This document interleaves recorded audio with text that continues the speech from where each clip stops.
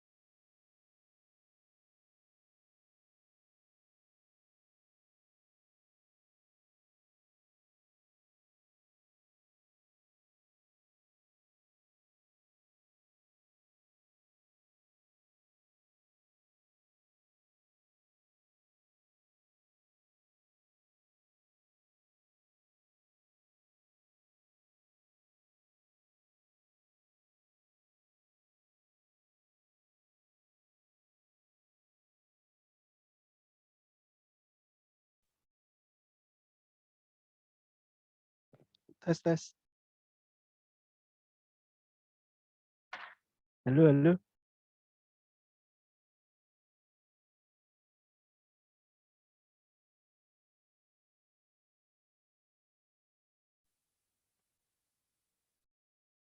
Suara jelas? Jelas, Pak. Jelas, Pak, jelas.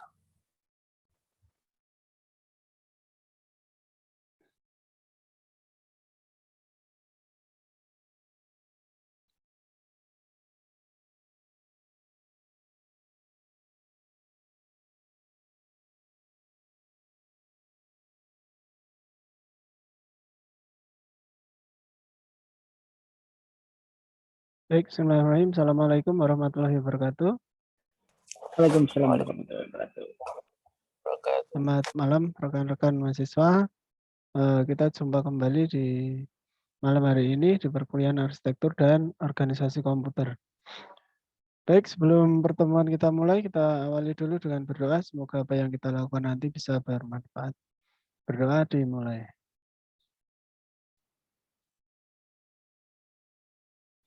Cukup? Bisa di on cam? Yang lain masih dikit yang bergabung ini.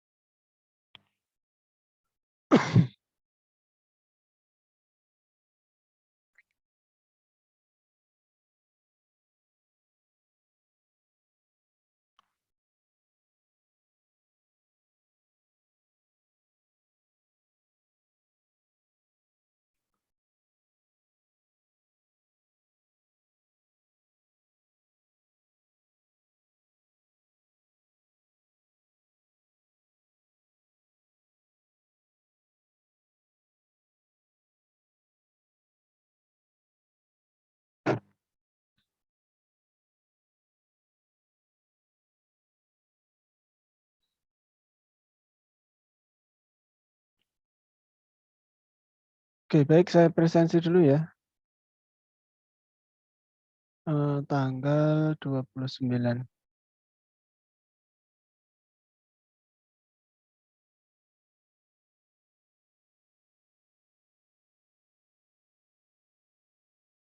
Abdul Rahman Hakim.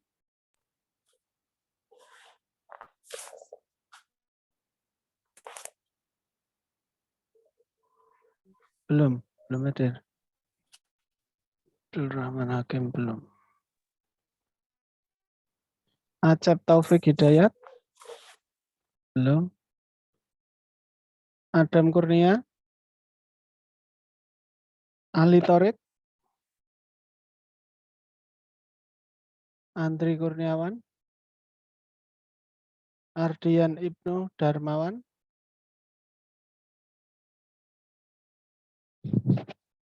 Mas Ardian belum. Ardian Sah. Desi Prilestari. Hadir, Pak. Desri Rahmawati. Belum. Edi Rasidi. Habibi. Hadir, Pak. Harsono. Hadir. Hedi Hermansyah. Belum. Hendra Safrialdi. Belum. Ita Krisnawati. Ada, Pak. Joni Kardiman. Belum.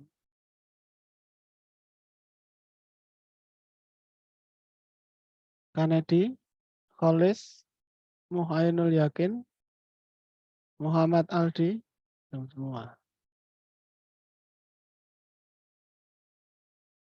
Muhammad Fahri.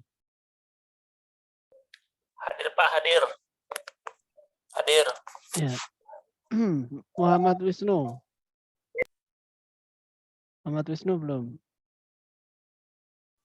Muhammad Yusril. Ponsianus Nurdin.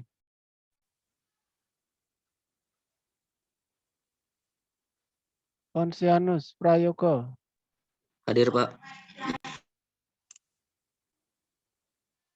Rafael Pranata. Hadir, Pak. Raffi Atun Nasika. Hadir, Pak. Hadir. Ya. Saipul Ridwan. Samsul Ma'arif. Ini yang Sandra Dila. Banyak yang enggak. Sarah Fitriani. Sayaf Muhammad Robani. Belum. Siti Rodotul Jannah. Tetuko Catur. Yuni Sara. Hadir, Pak.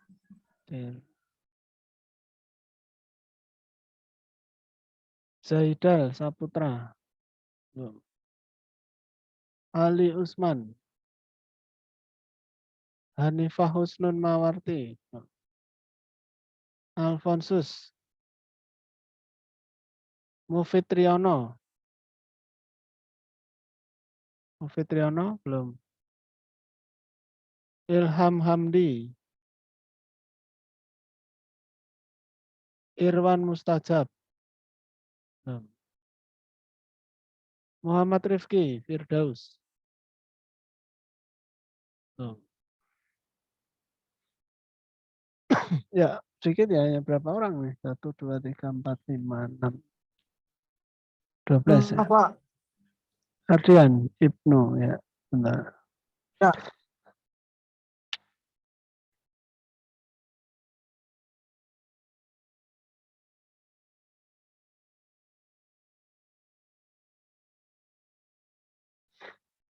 Ya, mungkin hari ini saya nggak bisa full ya nanti ya. Karena kebetulan saya baru di luar kota, baru di kabupaten, di Kominfo. Baru nanti malam ada agenda untuk migrasi perangkat server di sini. Jadi hari ini nanti kita akan belajar tentang perangkat-perangkat input dan output ya. Kita melanjutkan pembahasan di minggu kemarin. Minggu kemarin kita membahas tentang apa ya di minggu kemarin? Sistem operasi ya. Ya, di minggu kemarin kita membahas tentang sistem operasi. Ya. Oh ya, saya lupa untuk tugasnya masih belum saya upload di e-learning. Mungkin di minggu depan. Edi Rasidi, Rafael. Ya, hadir, Pak. Oke. Kalian tak absen. Rafael Pranata. Oh ya.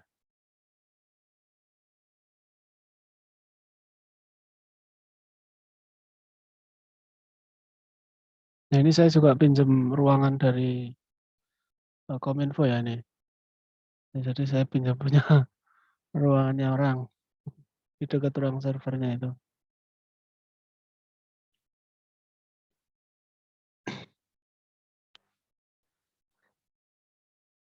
Oke, Rafael Pranata mikrofonnya rusak.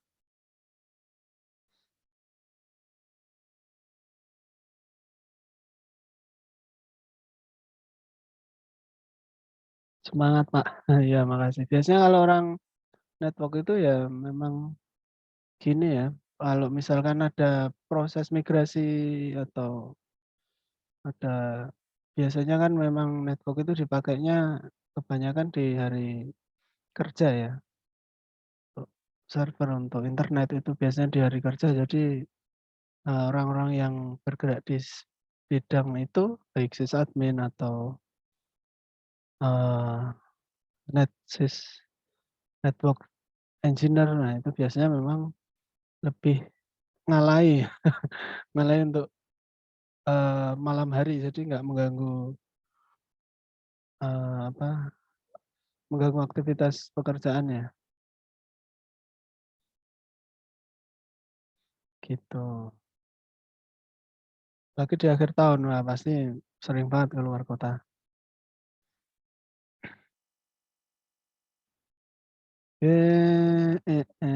Sebentar.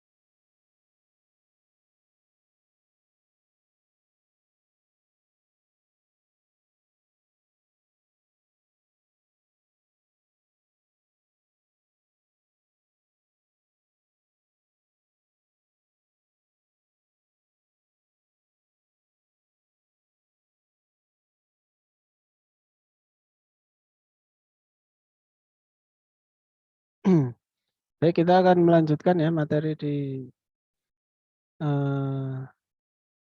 minggu ini adalah tentang input output. Jadi ibaratnya input output itu karena kemarin kan di sistem komputer itu ada 3 bagian utama ya, ada CPU, kemudian ada memori, kemudian ada input output. Nah, ini kita di bagian input output atau biasa disebut dengan I/O. Nah, bagaimana konsep dari input output? Nah, input output itu didefinisikan sebagai bagian dari struktur komputer yang berfungsi sebagai pintu gerbang bagi CPU untuk dapat berinteraksi dengan lingkungan atau environment-nya. Jadi kita bisa menggunakan sistem komputer itu dengan adanya perangkat input dan output. Nah, kemudian environment CPU dapat berupa peralatan-peralatan lain di luar CPU seperti peripheral atau misalnya contohnya ada hard disk, ada CD-ROM, sensor, kemudian ada mouse dan sebagainya. Kemudian ada user atau si pemakainya ya. Itu adalah environment yang berkaitan dengan sistem komputer. Kemudian tanpa adanya perangkat atau peripheral input dan output, maka sebuah komputer tidak dapat berinteraksi dengan lingkungannya. Seperti halnya sebuah rumah yang tidak memiliki pintu. Jadi kalau kita mau komputer itu kan berfungsi karena adanya perangkat input dan output. Jadi kita bisa menggunakan sistem komputer dengan adanya input dan output. Kalau nggak ada input output ya itu nggak bisa dipakai. Contohnya misalkan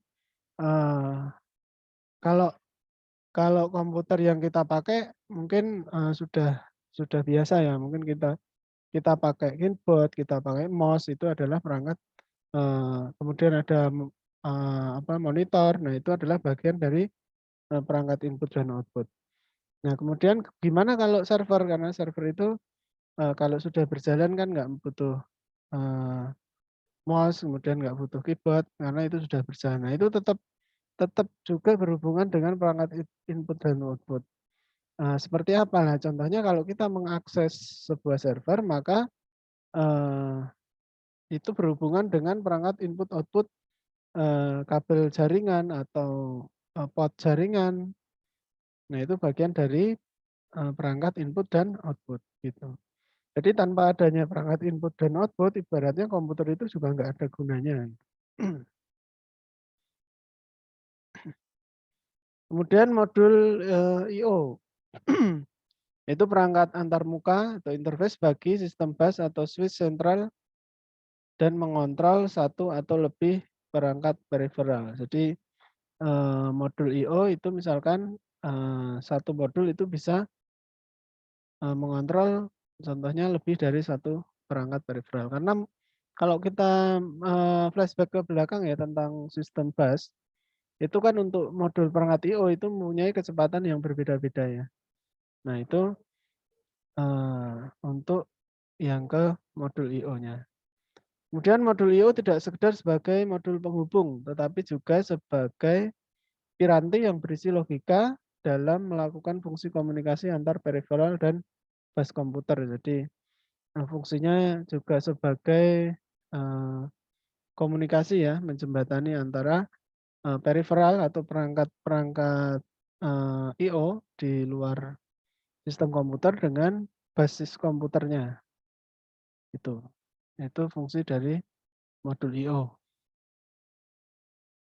Kemudian peripheral, definisi peripheral adalah semua jenis atau device atau perangkat yang berinteraksi dengan CPU melalui modul I/O. Jadi banyak ya, contohnya ada 3 jenis peripheral. Misalkan yang pertama adalah ada human readable peripheral. Sifatnya berinteraksi dengan user atau berinteraksi langsung dengan manusia. Contohnya adalah monitor, keyboard, mouse, mikrofon, loudspeaker, touchscreen. Nah, itu yang bisa kita ketik, bisa kita sentuh, kemudian bisa kita lihat. Nah, itu adalah human readable peripheral. Itu yang langsung berhubungan dengan manusia. Kemudian ada machine readable peripheral. Itu yang interaksi antar mesin atau mesin ke mesin ya, tanpa campur tangan user. Jadi contohnya ada hard disk, sensor, aktuator, dan CD-ROM. Nah, itu interaksinya adalah mesin to mesin.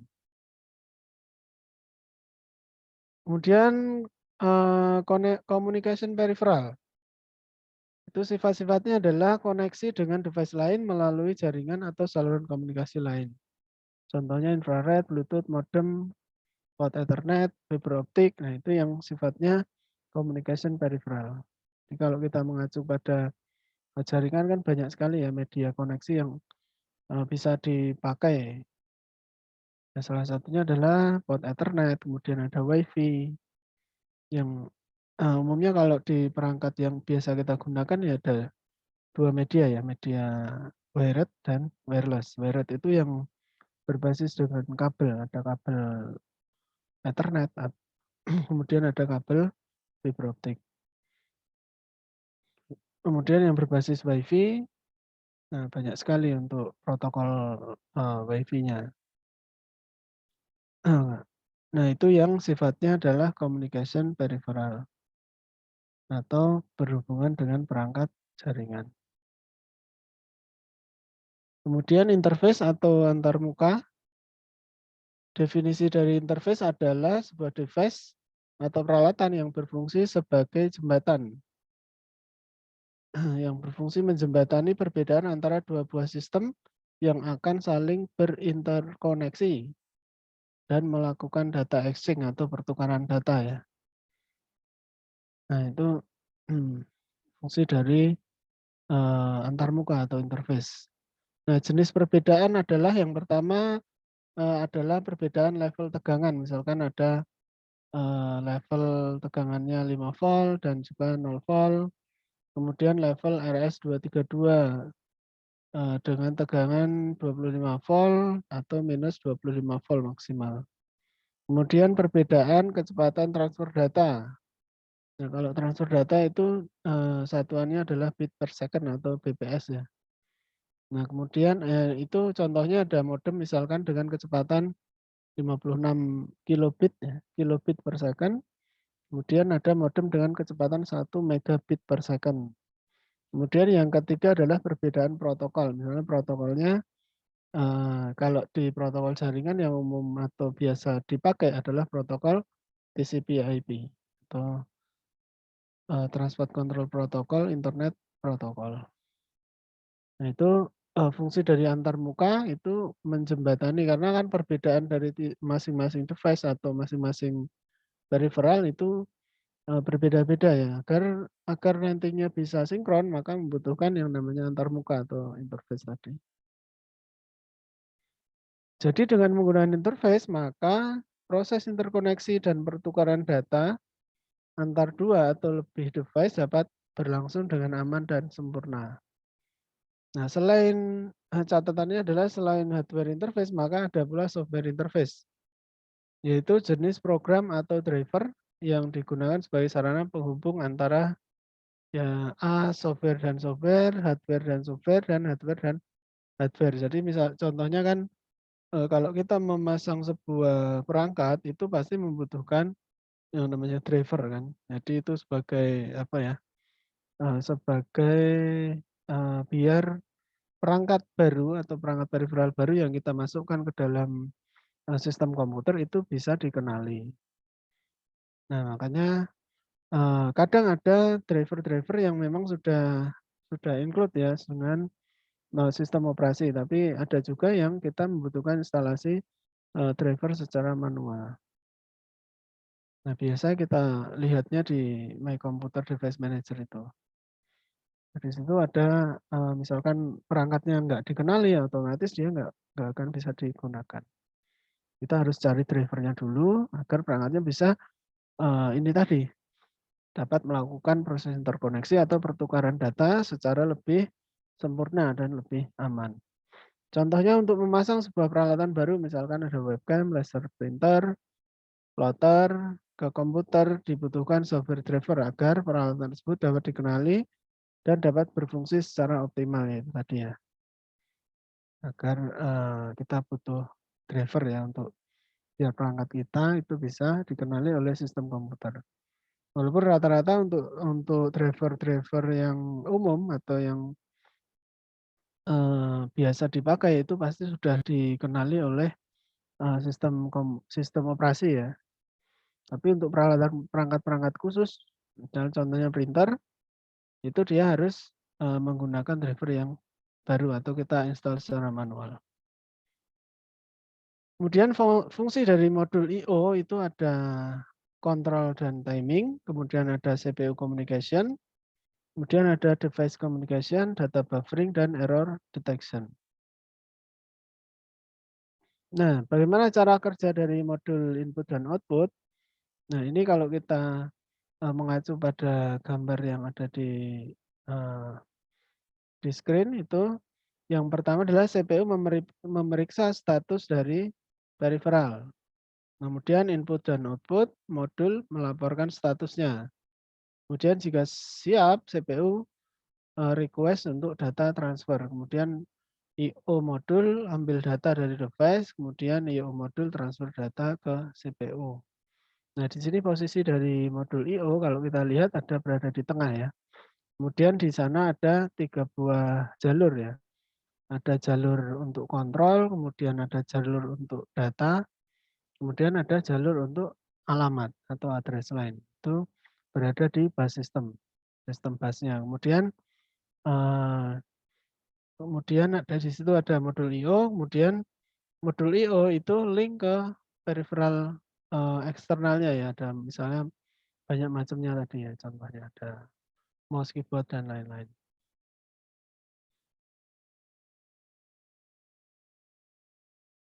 Kemudian ini ada struktur dasar dari sebuah modul I/O. Jadi modul I/O itu yang fungsinya tadi ada, beberapa macam tadi. Ini adalah struktur dasarnya, ada data register, kemudian ada status atau control register, kemudian dia berhubungan dengan input output logic. Di situ di input output itu ada address line, kemudian ada data line. Kemudian ada external device interface logic. Nah, ini yang berhubungan dengan perangkat-perangkat eksternal ya. Ada data, status, dan kontrolnya. Nah, ini juga ada external device interface logic karena tadi kan satu modul I/O dia bisa menangani lebih dari satu perangkat input dan output gitu. Nah, di sini ada external device interface logic, ada external device interface logic gitu.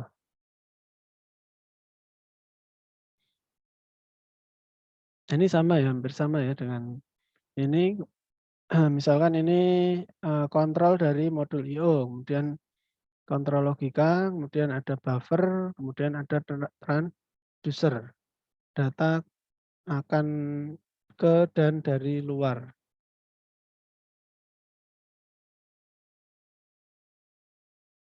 Nah, jadi di dalam modul I/O dia juga ada sebagai buffer ya. Jadi misalkan fungsi dari buffer itu nanti untuk mensinkronkan antara instruksi dari perangkat input output dengan proses yang berjalan dengan CPU. Jadi dia bisa sinkron. Jadi dia juga ada buffernya di situ. Karena kan kalau proses di CPU itu kan harus berurutan ya. Mungkin mana yang akan dieksekusi lebih dulu gitu. Jadi dia ada buffernya agar nanti perangkat antara kita ketikkan misalkan kita ketikkan sesuatu atau huruf di keyboard dengan yang muncul di monitor itu nanti menjadi sinkron. Kemudian diagram dasar sebuah periferal. Di situ ada blok kontrol logika terdiri dari dua jenis sinyal. Yang pertama adalah kontrol signal, adalah sinyal yang berasal dari CPU. Berfungsi untuk mengendalikan perangkat periferal. Itu adalah kontrol sinyal. Contohnya adalah ada sinyal write, ada sinyal read. Kemudian yang kedua adalah status sinyal. Adalah sinyal yang berasal dari periferal untuk melaporkan kondisi periferal kepada CPU.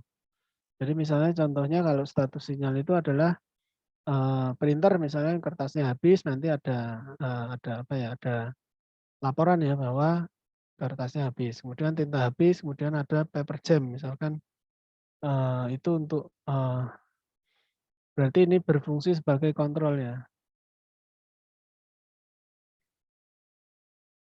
Kemudian yang kedua ada blok buffer. Buffer adalah memori berukuran kecil berfungsi sebagai tempat singgah sementara untuk data yang keluar masuk modul input dan output. Nah, fungsi dari buffer adalah sebagai sarana untuk sinkronisasi terhadap sistem bus. Tujuannya adalah agar data yang keluar masuk sistem bus sesuai dengan instruksi yang diberikan oleh CPU ya. Tadi ya fungsi dari buffer dari struktur modul I/O tadi ya.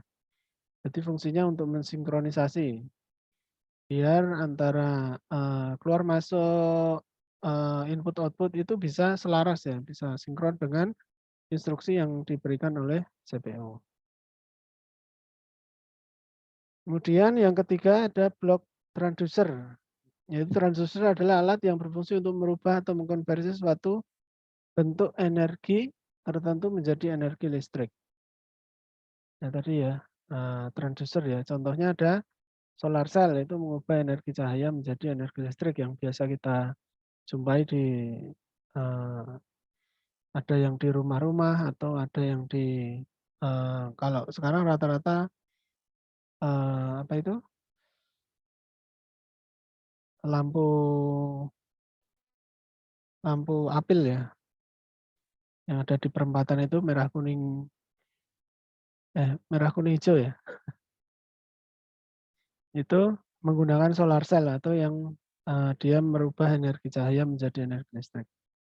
Kemudian ada load cell, merubah tekanan menjadi listrik. Tachometer, merubah gaya akibat putaran menjadi listrik. Potensiometer, mengubah posisi menjadi listrik. Nah, nanti bisa sambil dicari contoh-contohnya. Load cell, tachometer, potensiometer, kemudian sensor yang berfungsi mendeteksi kendaraan, suatu bentuk energi atau objek tertentu. Contoh dari sensor ada fototransistor, ada termostat. Jadi kalau sensor juga sekarang banyak dipakai untuk perangkat apa itu IoT ya atau Internet of Things, itu banyak sekali menggunakan sensor-sensor untuk mendeteksi berbagai hal. Kemudian teknik penanganan I/O. Ada programmed I/O, kemudian ada interrupt driven I/O, kemudian ada DMA. Jadi kalau programmed I/O itu I/O-nya terprogram atau data saling dipertukarkan antara CPU dan modul input output. CPU mengeksekusi program yang memberikan operasi I/O kepada CPU secara langsung, seperti pemindahan data, pengiriman perintah read atau write, kemudian monitoring perangkat. Itu yang programmed I/O. Kemudian kelemahan dari program I/O itu CPU akan menunggu sampai operasi I/O itu selesai dilakukan. Sehingga modul I/O akan membuang waktu, apalagi CPU lebih cepat dari proses operasinya. Jadi kalau rata-rata sekarang kan pasti CPU itu jauh lebih cepat dari sistem busnya ya. Dalam teknik ini, modul I/O tidak dapat melakukan instruksi kepada CPU terhadap proses yang diinstruksikan kepadanya. Seluruh proses merupakan tanggung jawab CPU sampai operasi selesai dilaksanakan. Jadi kalau program I/O itu, I/O tidak bisa melakukan interupsi atau untuk mempercepat proses yang masuk ke CPU. Kemudian interrupt driven. Nah, teknik interrupt atau interrupt driven itu memungkinkan proses tidak membuang-buang waktu. Prosesnya adalah CPU mengeluarkan perintah I/O kepada modul I/O, bersamaan perintah I/O dijalankan modul I/O, maka CPU akan melakukan eksekusi perintah-perintah lainnya. Apabila modul I/O telah selesai menjalankan instruksi yang diberikan, maka CPU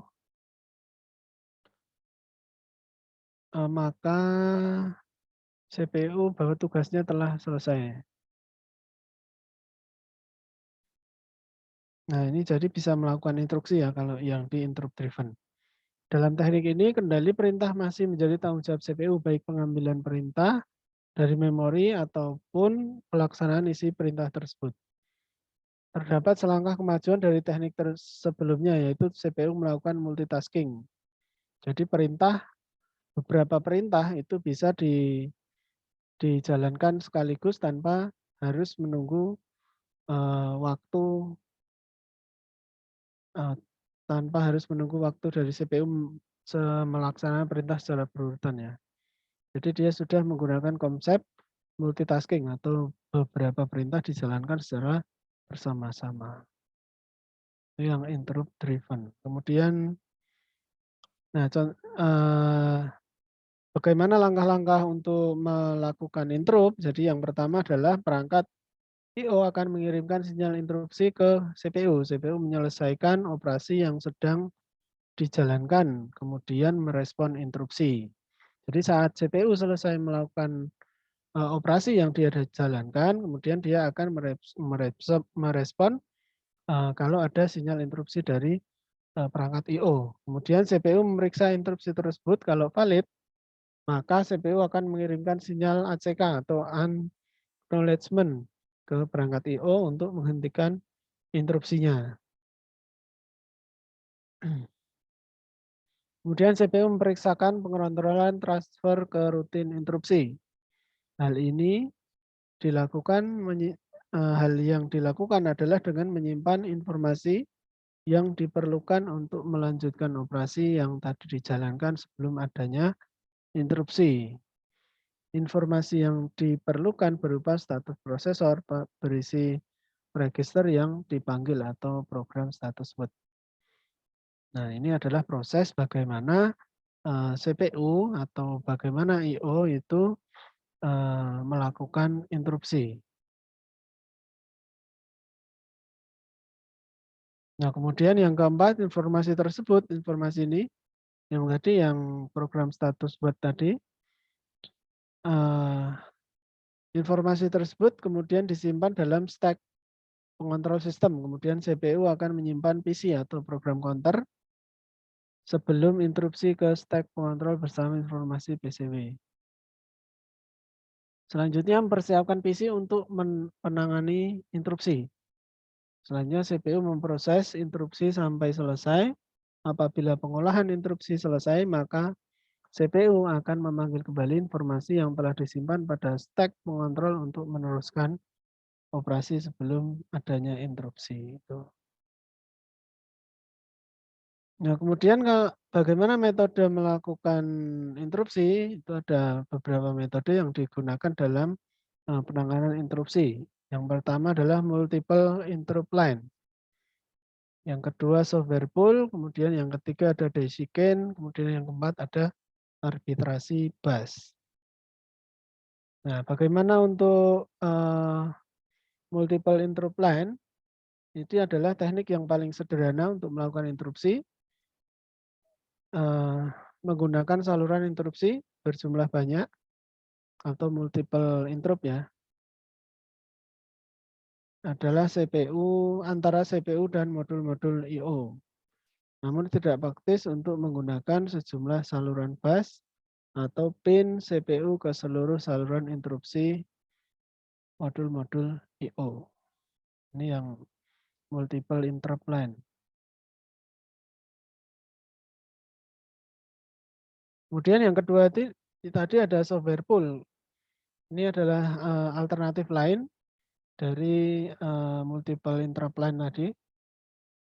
Prosesnya adalah apabila CPU mengetahui adanya sebuah interupsi, maka CPU akan menuju ke rutin layanan interupsi yang tugasnya melakukan pool seluruh modul I/O untuk menentukan modul yang melakukan interupsi. Nah, itu adalah software pool. Nah, kerugiannya software pool adalah memerlukan waktu yang lama karena harus mengidentifikasi seluruh modul untuk mengetahui modul I/O yang melakukan interupsi. Itu kerugian dari software pool. Kemudian teknik yang ketiga tadi atau metode interrupt yang ketiga itu ada DesiCain. Nah, DesiCain ini lebih efisien menggunakan hardware pool. Nah, seluruh modul I/O tersambung ke dalam saluran interupsi CPU secara melingkar atau chain ya. Secara melingkar. Nah, apabila ada permintaan interupsi, maka CPU akan menjalankan sinyal ACK tadi ya, acknowledgement tadi, yang berjalan pada saluran interupsi sampai menjumpai modul I/O yang mengirimkan interupsi. Jadi saluran dari metode DesiCain ini melingkar ya. Jadi CPU akan menjalankan sinyal ACK tadi yang berjalan di dalam saluran tadi, saluran interupsi sampai menjumpai mana perangkat modul yang melakukan interupsi. Ini yang teknik DesiCain. Nah, kemudian yang keempat ada teknik arbitrasi bus. Nah, metode ini pertama-tama modul I/O memperoleh kontrol bus sebelum modul ini menggunakan saluran permintaan interupsi. Dengan demikian hanya akan terdapat sebuah modul I/O yang dapat melakukan interrupt. Ini yang teknik arbitrasi bus. Kemudian yang kelima ada teknik DMA atau Direct Memory Access. Nah, teknik yang dijelaskan sebelumnya yang 4 teknik tadi atau 4 metode interrupt tadi itu memiliki kelemahan yaitu proses yang terjadi pada modul I/O masih melibatkan CPU secara langsung.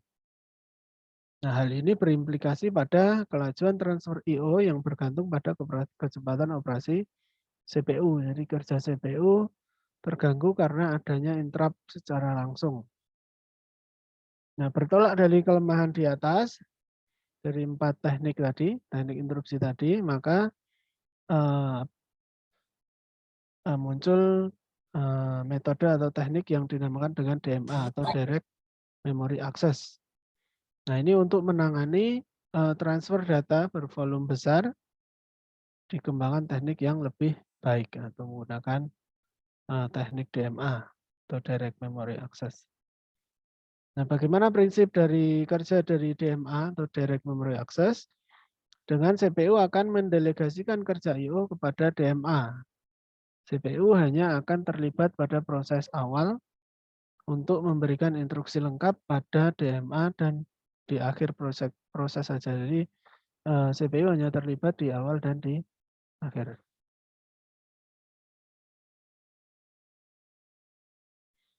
Dengan demikian CPU dapat menjalankan proses lain tanpa banyak terganggu dengan interupsi. Nah, ini blok diagram dari DMA ya. Ini ada data count, data register data, hubungannya dengan data line, kemudian ada register alamat, kemudian ada kontrol logika. Nah, ini ada di kontrol logika, di blok kontrol logika ini ada DMA request, kemudian ada DMA acknowledgement tadi ada DMA CK, kemudian interrupt, kemudian proses read dan write.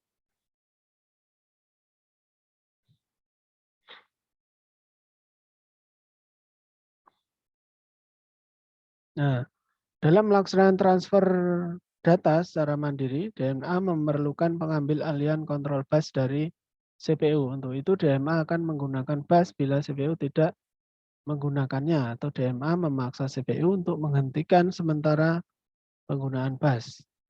Nah, teknik terakhir lebih umum digunakan atau sering disebut dengan cycle stealing, karena modul DMA mengambil alih siklus bus. Penghentian sementara penggunaan bus bukan sebagai bentuk interupsi, melainkan hanya penghentian sementara secara sesaat ya, penghentian proses saat yang berimplikasi hanya pada kelambatan eksekusi CPU. Ini proses di mana DPMA mengambil alih fungsi atau kerja dari sistem bus.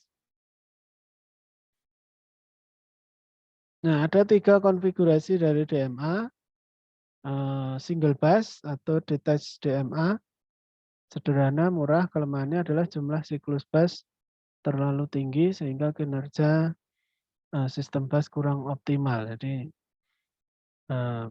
jadi satu ya, satu jalur prosesor DMA input-output, kemudian memori. Kemudian integrated DMA input-output.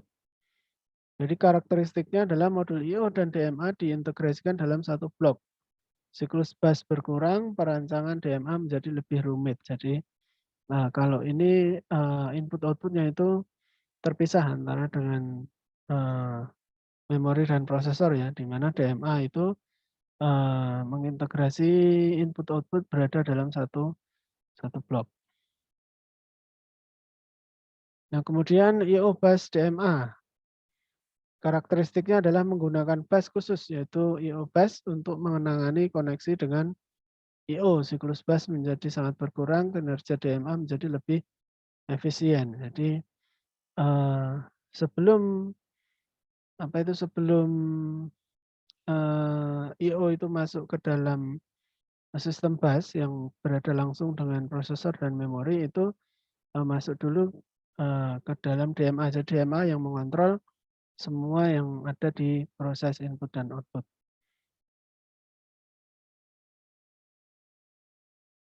Nah, kemudian perangkat input. Jadi contoh-contoh dari perangkat input ya. Itu yang pertama contohnya ada keyboard, mouse, like pen, touchpad. Nah, keyboard itu yang biasa kita gunakan untuk teks, untuk input berupa teks, laporan, dan sejenisnya. Kemudian ada mouse yang menunjukkan posisi pointer atau kursor pada layar. Kemudian ada light pen atau pena cahaya, sejenis peranti layar sentuh sebagai pengganti jari tangan. Sebagai salah satu perangkat input atau input device pada komputer, light pen sering dipakai untuk keperluan grafis atau menggambar. Jadi kita bisa menggambar menggunakan light pen. Kemudian ada touchpad, merupakan perangkat input yang bekerja layaknya CPU, layaknya mouse, yaitu sebagai penunjuk pointer atau kursor ya, yang biasa kita pakai di laptop ya. Itu ada touchpad. Kemudian ada scanner untuk scan ya, scan gambar atau mengcopy teks. Kemudian ada joystick, tuas yang bisa bergerak ke segala arah, kegunaannya untuk mentransmisikan arah pada permainan video game. Dan ada juga trackball, benda kecil bulat yang dapat bergerak ke atas ke bawah. Benda ini terdapat dalam mouse, biasanya untuk naik atau turun.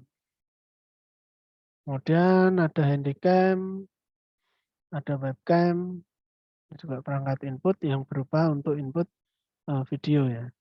Kemudian ada graphic pad dan barcode untuk biasa yang di supermarket itu ada barcode untuk produk-produk yang diperjualbelikan. Kemudian ada kamera digital Nah, untuk perangkat output itu contohnya ada monitor, printer, plotter, speaker untuk suara ya. Itu adalah perangkat output. Kemudian ada earphone atau headphone yang saya pakai ini. Ini kalau ini dia ada perangkat yang berfungsi sebagai input, sekaligus dia juga berfungsi sebagai output. Itu ada proyektor. Nah, ini input output perangkat-perangkatnya. Ya, itu adalah seputar tentang input dan output. Itu. Ada tambahan yang masuk nggak? Mas Joni.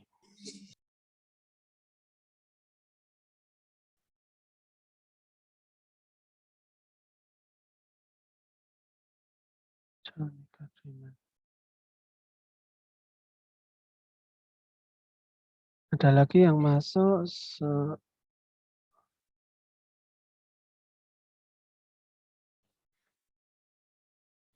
ya, itu tadi seputar tentang input dan output nanti bisa dipelajari kembali untuk lebih detailnya segala informasi yang tadi saya sampaikan. Nanti materinya juga akan saya upload di e-learning seperti biasa. Ini karena saya baru ada agenda juga, saya nggak enak juga.